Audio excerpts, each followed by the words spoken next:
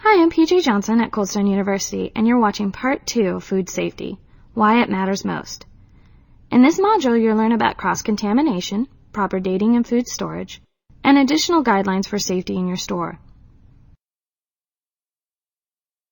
Quality food is maintained by the prevention of cross-contamination. Cross-contamination is the transfer of harmful substances to food by forgetting to wash hands, using the same surfaces or utensils for both raw and cooked foods, or by directly handling food without the use of gloves. Some additional examples of cross-contamination are touching raw foods, like waffle batter, and then touching ready-to-eat foods, like a brownie, or rolling a waffle cone on a surface that has not been cleaned or sanitized, using a dirty towel to wipe down a work table before starting to make cakes, using utensils or dishes that have not been cleaned and sanitized. Most bacteria can grow at any temperature between 41 and 135 degrees Fahrenheit, which is called the temperature danger zone. The best way to keep foods out of the temperature danger zone is to keep cold foods cold and hot foods hot. Refrigerated product must be kept at or below 41 degrees Fahrenheit to slow the growth of bacteria. Frozen product must be kept at or below 0 degrees Fahrenheit because bacteria does not grow in a frozen state.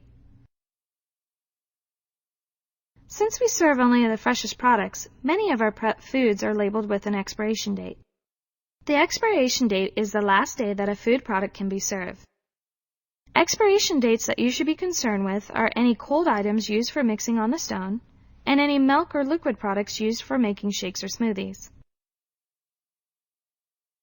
Cold mix-in items have an expiration date written directly on their container, and these include pie filling, it expires after 10 days, cookie dough, 5 days, yellow cake, 5 days, and quick frozen fruit, like strawberries and raspberries. They have a 4-day expiration, 1 day to thaw, and 3 days to use. Sweet cream milk mix used for our milkshakes, 7 days, or sooner depending on the expiration date of the milk. Sorbet water mix used for our smoothies, 15 days. Brownies also have an expiration, which is written on the bottom of the brownie tray. Okay, we know that prep foods have an expiration date that shows the last day an item can be used. But what about non-prep foods? Products received from our supplier are always dated by the date received, so they can be properly stored according to FIFO.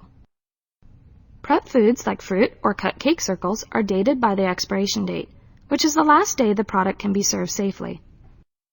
The only exception to this rule is prepped ice cream, which is given the date of the day it was made.